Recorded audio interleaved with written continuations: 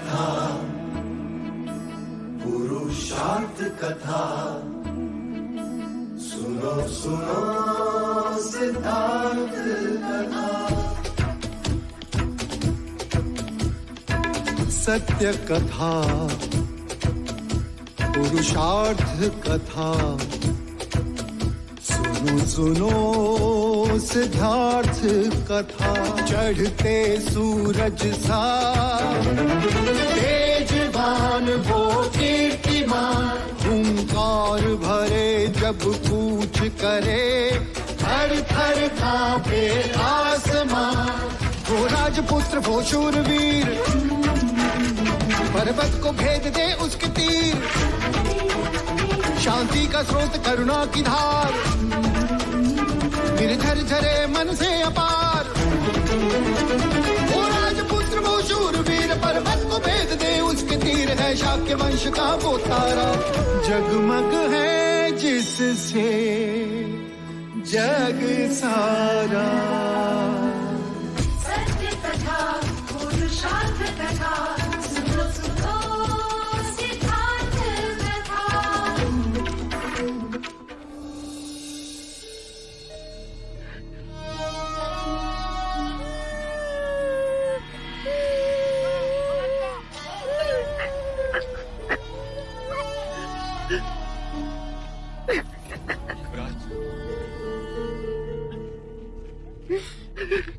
युवराज, यहाँ के अधिकांश घायलों को छावनी में ले जाया गया है और इतने लोग हैं कि एक दूसरे की सहायता कर सकते हैं। अब आप अपनों के समाचार लें। वो कैसे? अपनों के? यहाँ कौन पड़ा है? सभी तो अपने। आपको महल जाना चाहिए युवराज, वहां सबको आपकी आवश्यकता होगी। पता नहीं वहां का क्या हाल होगा। महाराज, महादेवी,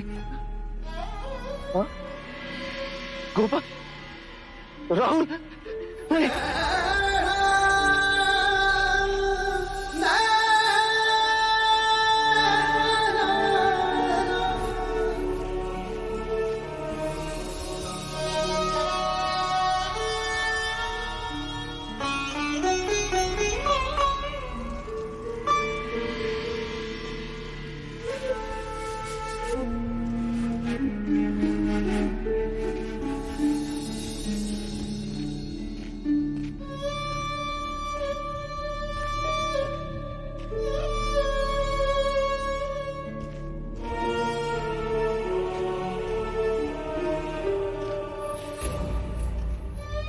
युवराज,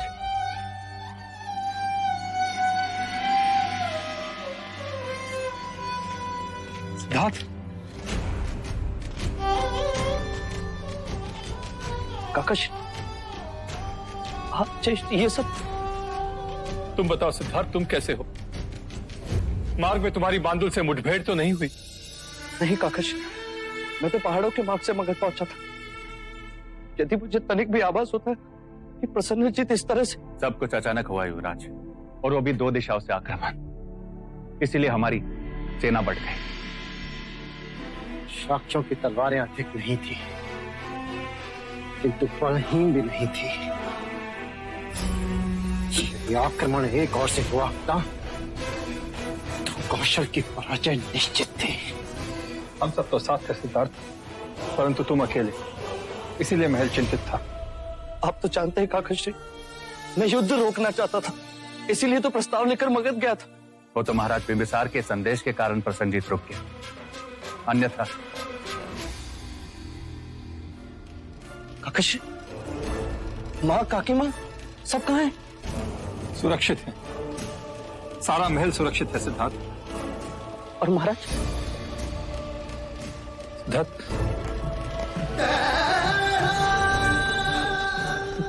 वो महाराज। कहिए काकश, क्या हुआ महाराज को? बताइए काकश। घायल और सुरक्षित सिद्धार्थ।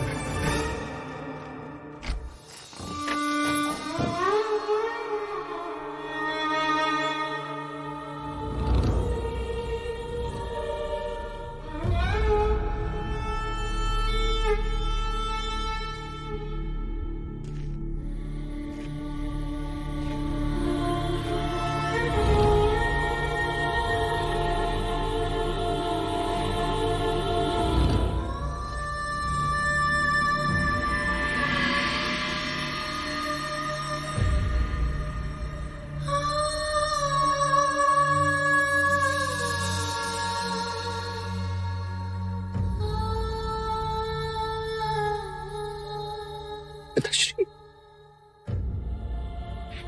युवराज, युवराज,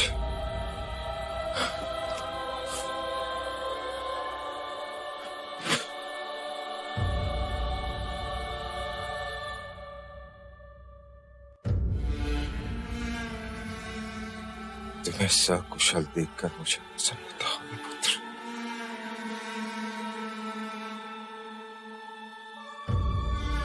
कपिल वस्तु का सम्राट सुरक्षित है। अब कपिल वस्तु फिर से अपने पैरों पर खड़ा हो जाएगा। अच्छा हुआ पुत्र की तुम यहां नहीं थे। परंतु मुझे खेद है कि मैं यहां क्यों नहीं था, अन्यथा मैं युद्ध होने नहीं देता पिताजी। नहीं पुत्र, खेद तुम्हें नहीं, खेद मुझे है।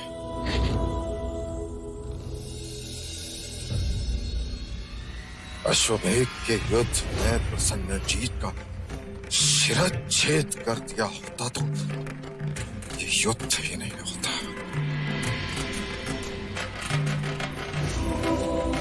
राजनीति में एक गलत निर्णय।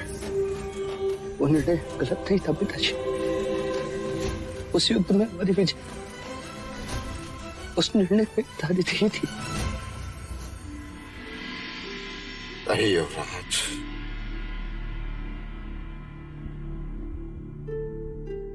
जिस तरह जंगल के प्राणियों की अपनी राजनीति है,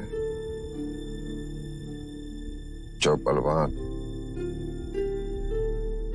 वही जीतता, उसी तरह राजनीति भी एक जंगल है। जो बलवान वही जीतता है। सांप पालतू नहीं होता,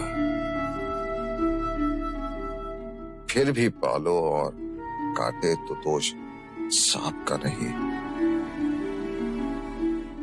पालने वाले का होता है पुत्र, पालने वाले का होता है।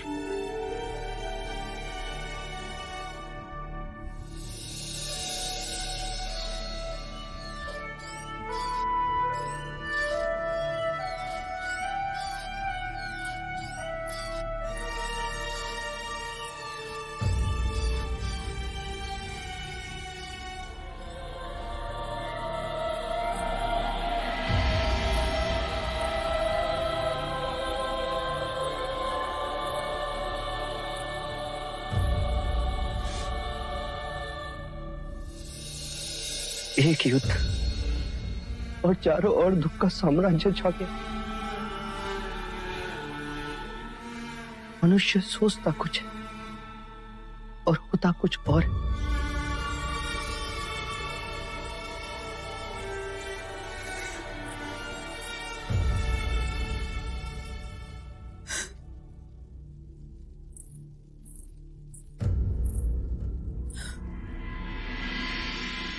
सत्य कहा आर्य आपने। अभी कल की ही बात है, कभी सोचा ना था कि इतनी जल्दी ये बात हो जाएगी।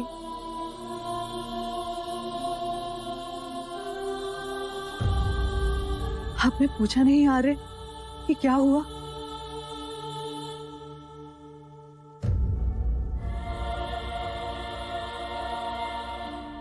ठीक है,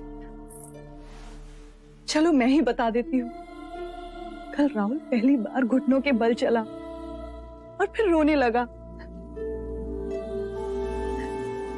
जब मैंने उसे पुकारा तो यूं हाथों के बल सर उठाकर मुझे देखने लगा और फिर हंस पड़ा।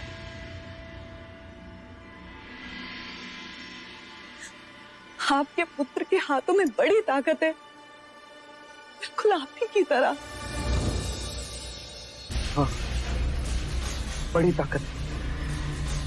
और आयु के साथ वो और बढ़ेगी।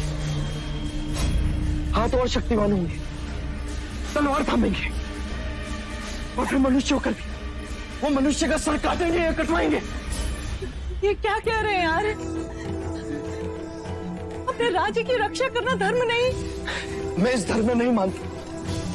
सच कहूं तो मैं ईश्वर को भी नहीं मानता। ये क्या अनर्थ बोल रहे हैं यार? हाँ गोपा, होता ईश्वर तो ये भयानक विनाश नहीं होने देता। क्यों मनुष्य को जन्म देकर दुख के मार्ग दौड़ाता? क्यों मनुष्य की आंखों में शत्रुता का विष बढ़ता और अहम का तांडव रचता? क्यों वो विकारों के पीछे मन को भटकाता?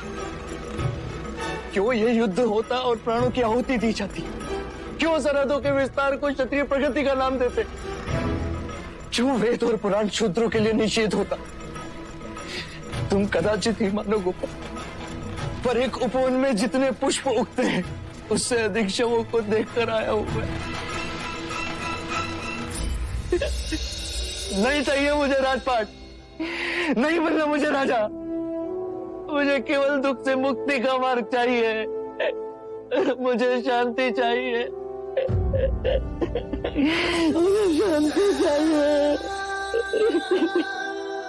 शांति चाहिए।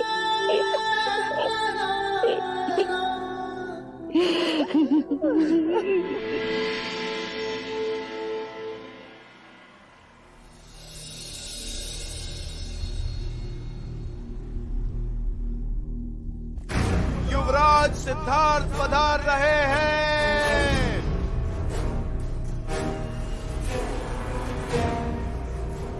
युवराज सिद्धार्थ की जय। युवराज सिद्धार्थ की जय। युवराज सिद्धार्थ की जय। युवराज सिद्धार्थ की जय। युवराज सिद्धार्थ की जय। मुझे दुख है, जब आप सब लोग ये सह रहे थे तब मैं यहां उपस्थित नहीं था। क्षमा करें मुझे।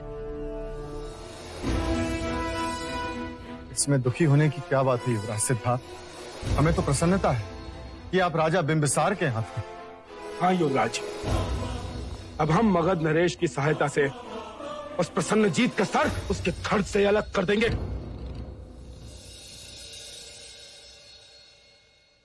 राजा तपोधन, तलवार के साथ हाथ भी कट गए, फिर भी युद्ध की बात। तो क्या हुआ युवराज, हम क्षत्रिय हैं, हम पूरा युद्ध करेंगे और इस बार युद्ध में हमारी पराजय नहीं विजय होगी। उस प्रसन्न जीत ने मित्र बनकर शत्रुता का काम किया है और शाक्य कभी धोखे को क्षमा नहीं करता। प्रसन्न जीत का तो शिष्य होकर रहेगा। शाक्य गणतंत्र की, शाक्य गणतंत्र की, शाक्य गणतंत्र की। फिर संहार, फिर रक्तपात, फिर प्रजा में हाहाकार, फिर नगर उद्ध्वस्त, फिर अहम का तांडव और मनुष्यता का परिहास। अपनी प्रजा, अपने माता पिता को घायल देखकर आपका रक्त नहीं खौलता, पीड़ा नहीं होती, शत्रु को समाप्त करने का क्रोध नहीं जागता। अवश्य आता है क्रोध, पर शत्रु पर नहीं, उसके भीतर जगी शत्रुता को समाप्त करने का जी चाहता है। हमें युद्ध से कुछ प्राप्त नहीं होता, ये जानते हुए भी, और पराजित होकर शाक्य जी नहीं पाते। उस बीते कल की सोच को बदलो, आने वाले कल के बारे में सोचो। सर्जन को सदियों लग जाते हैं और विसर्जन को एक पल। अपने विचार अपने तक ही सीमित रखिए युवराज, हमें अपना खोया हुआ स्वाभिमान वापस चाहिए। इस कपिल वस्तु को अपनी खोई हुई प्रतिष्ठा और स्वाभिमान वापस चाहिए युवराज, वापस चाहिए, वापस चाहिए। क्या होता है स्वाभिमान? क्या स्वाभिमान से होती है प्रतिष्ठा? ऊंच नीच, जात पात, वर्ण धर्म, सत्ता अधिकार सब मानव निर्मित है। कहो, ये धरती, ये आसमान, ये पेड़ पौधे सब किसके हैं? हमारे पूर्वजों के। और यदि उनसे प्रश्न करें तो वो क्या कहेंगे? उनके पूर्वजों के। और अंत में हमें यही उत्तर मिलेगा किसी के नहीं। जो वस्तु तुम्हारी थी ही नहीं, उस पर अधिकार की भावना क्यों? ये युद्ध क्यों? युद्ध से कुछ नहीं मिलता, और शांति से? शांति की बात करोगे युवराज तो युद्ध होगा इसी सभा में। नहीं होगा। आप सब मगध की सेना की सहायता से युद्ध करोगे, तो मैं उस सेना को अभी मगध वापस लौटने का आदेश दे देता हूं। युवराज, आपका ये कथन शाक्य गणतंत्र के विरोध में है। हम ऐसा नहीं होने देंगे, नहीं होने देंगे, नहीं होने देंगे। नहीं हो सकता। सेनापति, मतदान इसी समय होना चाहिए। हाँ, इसी समय होना चाहिए। ठीक है, शांत हो जाइए, शांत हो जाइए आप सब। जो राजा युवराज के शांति प्रस्ताव के पक्ष में है, वो इनके साथ रहे।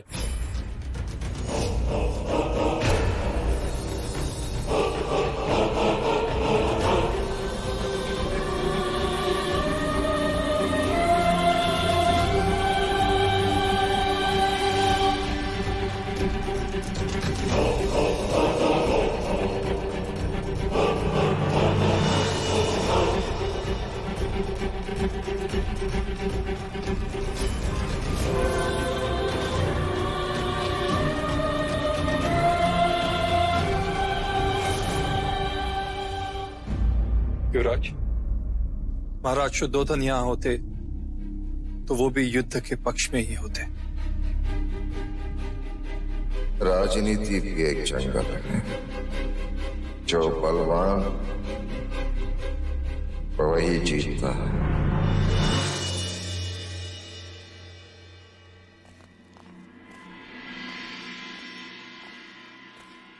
युवराज, सारा शाक्य संघ युद्ध के पक्ष में है।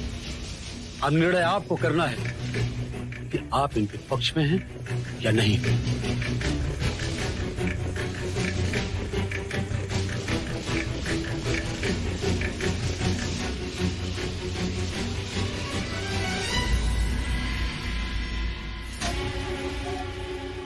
युद्ध के पक्ष में मैं कल भी नहीं था और आज भी नहीं। यदि आप शाक्य संघ के पक्ष में नहीं हैं, तो आपको अपने सभा पद से त्याग करना होगा।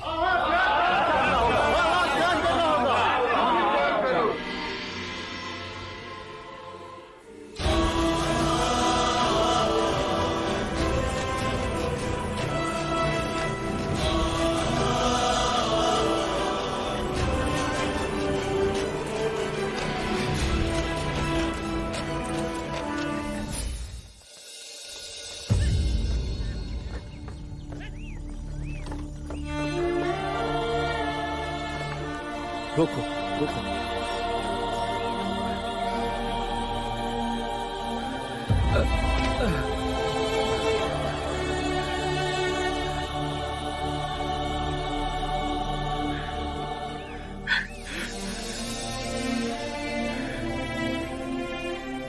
कौन हो भाई?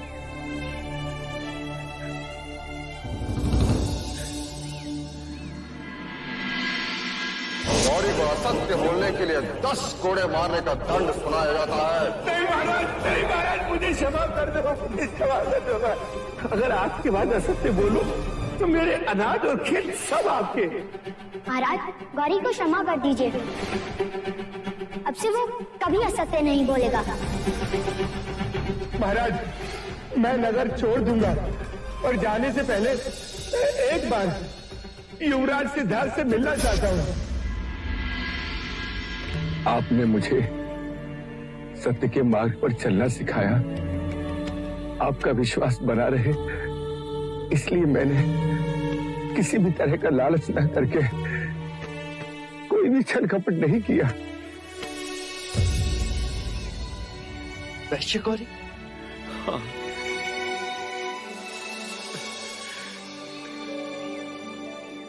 जी हाँ युवराज, वही वैश्य गौरी जिसे सारे नगर ने अपराधी घोषित किया, और आपने मेरी सहायता की, मुझे जीने का अवसर प्रदान किया। तुम तो नगर छोड़कर चले गए थे। जी युवराज, वो झूठे अपराध का दंड था। झूठी मोहर लगाकर किसी ने मेरी बलि देनी चाहिए थी, और अब गिरे दूध पर क्या रोना। तो अब तक तुम कहाँ थे? वैशाली चला गया था युवराज, शरीर वहां और हृदय यहाँ। युद्ध पश्चात कपिल वस्तु के बारे में सुना तो दुख बांटने चला आया। युवराज, परिश्रम से मैंने धन अर्जित किया है, कृपया इसे स्वीकार करें युवराज, कृपया इसे स्वीकार करें। यहाँ से तुम कहाँ जा रहे थे? कभी न्याय प्रणाली ने मुझे नई नगरी में अन्न न देने का अपराधी ठहराया था। आज उसी नई नगरी में अन्न बांटने जा रहा था युवराज। नई नगरी? हाँ। आपका दारुण कर रहा था। राज्य के सैनिक इसके भाई को कहीं ले गए हैं, किसी नई नगरी में। क्या तुम मुझे अपने साथ नई नगरी ले चलोगे? मैंने आज तक उसे नहीं देखा।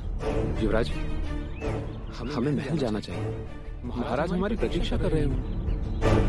हाँ चलो, वहां से हम सीधा महल ही जाए। पहले हम नगर के उस हिस्से को तो देख लें जो आज तक हमने नहीं देखा। चलो गौरी। युवराज, तुम भी चलो। चलना चलो चलो।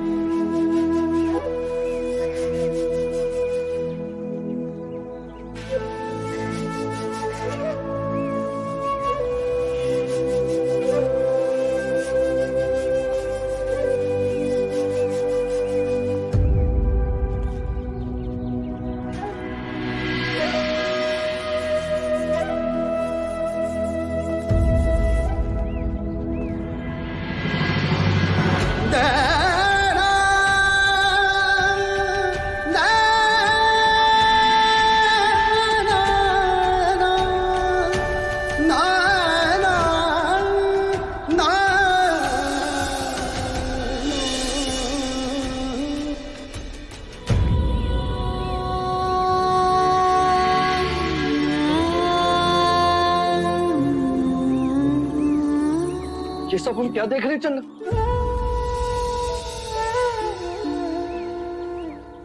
ये सभी अपने पूर्व जन्मों के कर्म फल भोग रहे हैं युवराज। कर्म? पर कर्मफल से तो मनुष्य धनिक बनता है या दरिद्र, ये सुना है। पर ये मनुष्य क्या ये भी कर्मफल का परिणाम है? नहीं युवराज, ये जरावस्था, वृद्धावस्था, जो अमीर और गरीब सभी के जीवन में आती है। वृद्धावस्था धनिक और निर्धन में भेद नहीं करती। तो क्या सब इस अवस्था से गुजरते हैं? मैं भी, तुम भी? हाँ युवराज, जन्म लेने वाला प्रत्येक मनुष्य आयु के अंतिम चरण में इस अवस्था से गुजरता है। जब यौवन समाप्त होता है, जब इंद्रियां साथ नहीं देती, बचपन, युवानी और वृद्धावस्था, यही जीवन के क्रम है। वृद्धावस्था? रुक जाइए, रुक जाइए, रुक जाइए! क्यों मार रहे हैं आप इसे?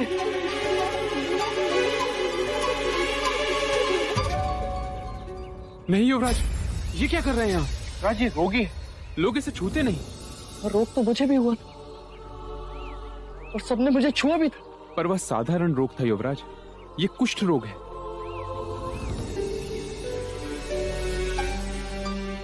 कुष्ठ रोग? तो क्या ये भी सबको होता है? नहीं युवराज, पर इन जैसे कई रोग हैं जिनसे मनुष्य घिर जाता है।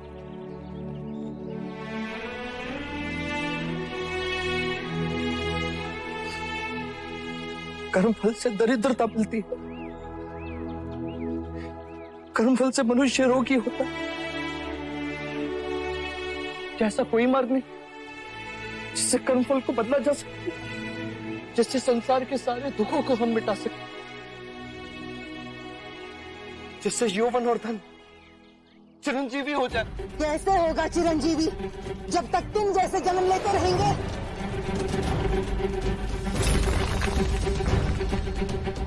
ले चल, चल कर दिखा इस पर। ये क्या कर रही हो तुम? जानती नहीं किससे बात कर रही हो? ये हमारे युवराज है। जानती हूँ, इसीलिए फेंके हैं। जीवन भर इसके फेंके हुए अंगारों पर चले हैं हम, अब ये चलेगा? अपने जीवा पर काबू रखो। तुम युवराज से बात कर रही हो। क्या अपराध है मेरा? क्या किया है मैंने? अरे तेरा तो जन्म ही तेरा अपराध है। तेरे लिए आगाही हुई थी, तू सम्राट बनेगा या सन्यासी। इसीलिए तेरे राजा पिता ने सारे नगर के दरिद्र, रोगी, दुखी, वृद्ध लोगों को देश के बाहर किया, उनको धोखा दिया और ये अंधेर नगरी बसाई तेरे कारण। ये तेरा अपराध है।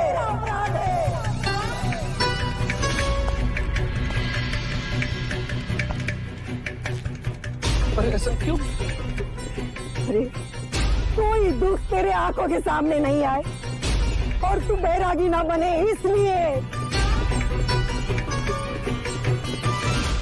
हम सब तो अपने आंसुओं में डूब गए केवल तेरे कारण। तू जानता भी है इस नगरी के लोगों ने किसका मंदिर बनाया है? यम का मंदिर बनाया है, ताकि वो प्रसन्न हो और हमें इस यातना से छुटकारा मिले।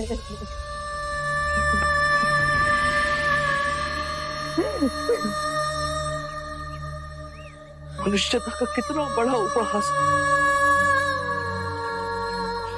चलना, क्या मेरा जन्म सच में इतना कलंकित? युवराज, ये तो नहीं, ये नहीं हो सकता, नहीं हो सकता ये। अगर विश्वास न हो तो जाकर पूछो अपने राजा पिता से। उसका अभिमान और बलि चढ़ गए हम।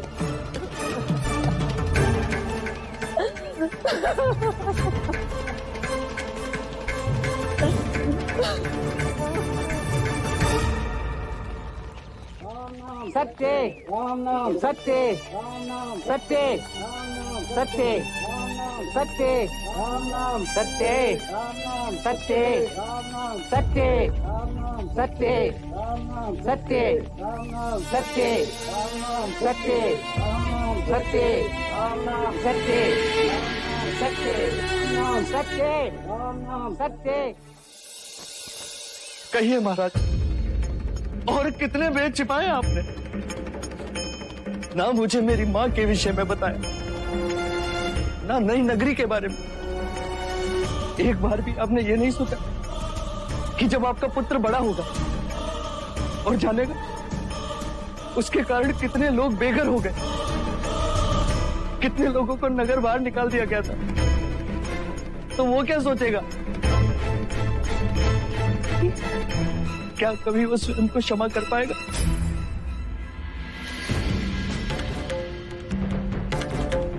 क्या उससे अपने जन्म पर खेद नहीं होगा? भविष्य को उन्नत बनाने के लिए वर्तमान का बलिदान देना ही पड़ता है।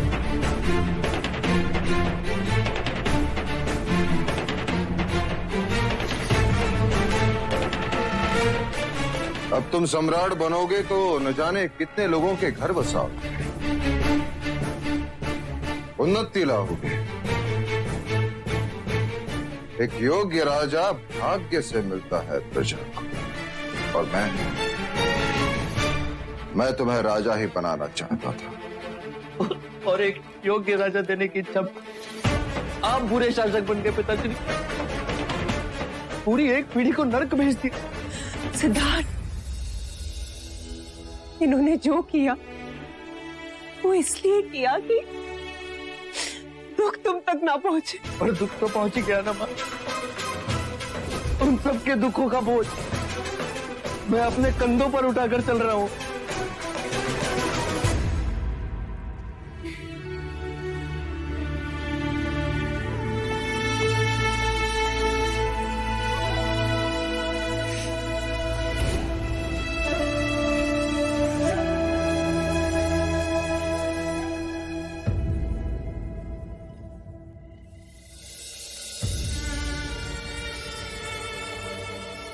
अरे तेरा तो जन्म ही तेरा अपराध है।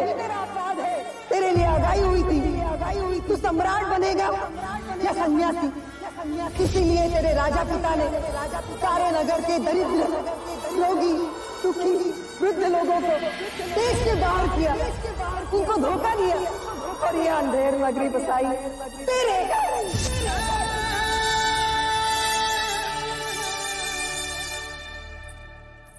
आर्य, आर्य,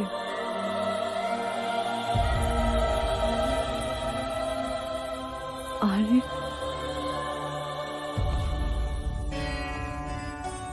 मैं राजा बनना नहीं चाहता। गोपा, मैं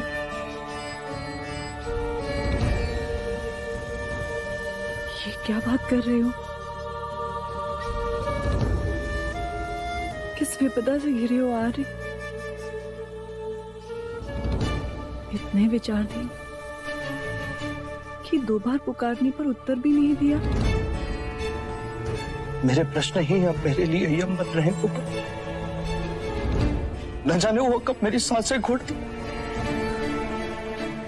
क्या हुआ? ऐसी क्या घटना हुई? न जाने मेरे आसपास असत्य की कितनी परतें जो एक के बाद एक खुलती जा रही। जब सब खेल रहे थे तब मुझे महल से बाहर जाने की अनुमति नहीं थी। मुझे बाहर जाने क्यों नहीं थी? वो सत्य आज उजागर हुआ। जब मैंने जन्म लिया, मेरी मां केवल 7 दिनों में यमाधीन हो गई। मेरे जन्म के साथ असित मुनि ने मेरे सन्यासी बनने की भविष्यवाणी की, और मैं सन्यासी ना बनूं, इसीलिए नई नगरी बनी। और आज मैंने वो भी देख ली, दुख की चरम सीमा भी देख ली। निर्धन, रोगी, वृद्ध, मृतक, निर्धन और धनी का कर्म चक्र, जन्म और मरण का निरंतर चक्र, मृत्यु सभी को आनी है। चाहे वो निर्धन हो या धनी, वृद्धत्व किसी को नहीं छोड़ता, ना ब्राह्मण को, न क्षत्रिय को, न वैश्य को, न शूद्र को। मैंने उन वृद्धों की झुर्रियों में लिखे दुखों को पढ़ लिया है को, और अब स्वयं अपने ही जन्म को कोसने लगा।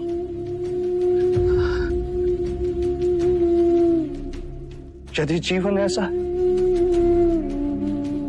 तो ऐसे जीवन की मुझे कोई आवश्यकता नहीं।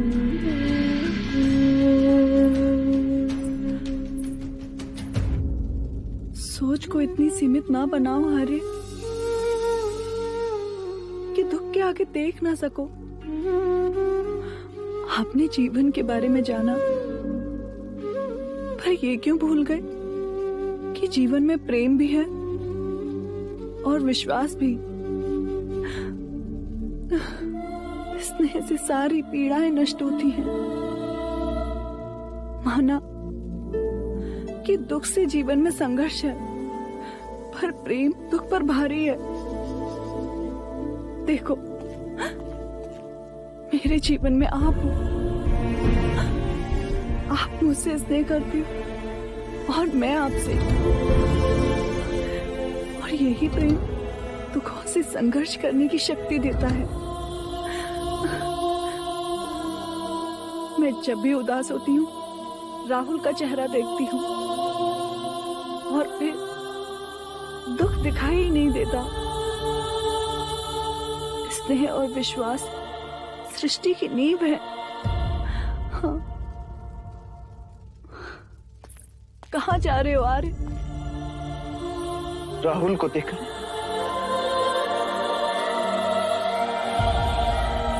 हाथ फैलाओ तो तुम्हें छू सकती हूँ, फिर भी क्यों लगता है कि तुम दूर हो।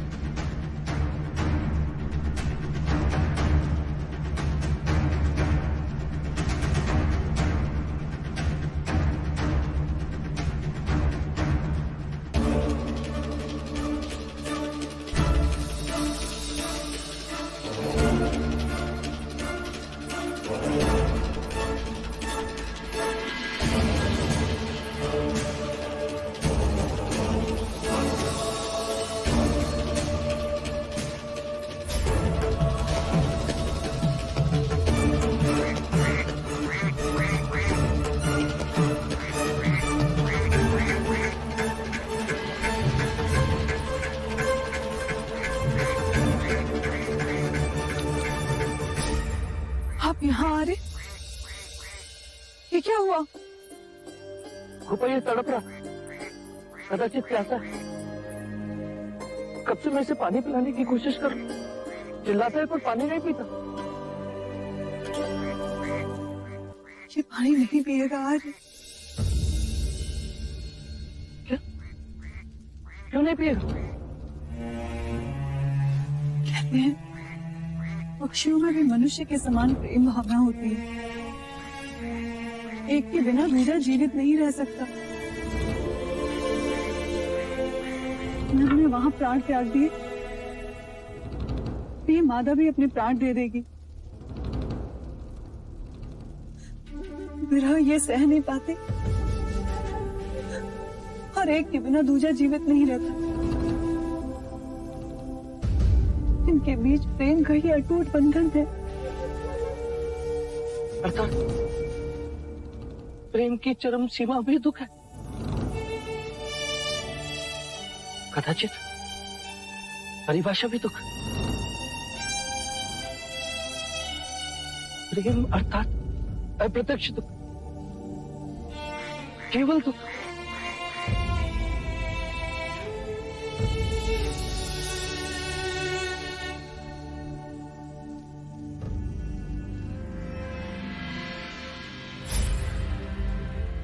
गोपा,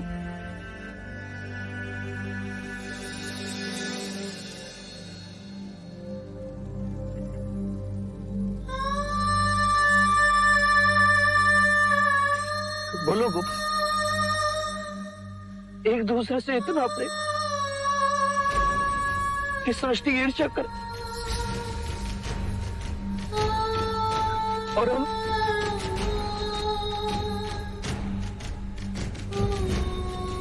तुम कह रही थी कि प्रेम दुख से परे। वो पापर मैं कह रहा हूं, प्रेम की चरम सीमा भी दुख है। सुख क्षणिक है, दुख सर्वोपरि। प्रेम ब्रह्म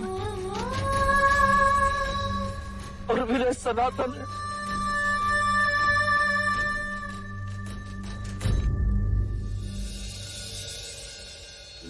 सत्य कथा, पुरुषार्थ कथा, सुनो सुनो सिद्धार्थ कथा।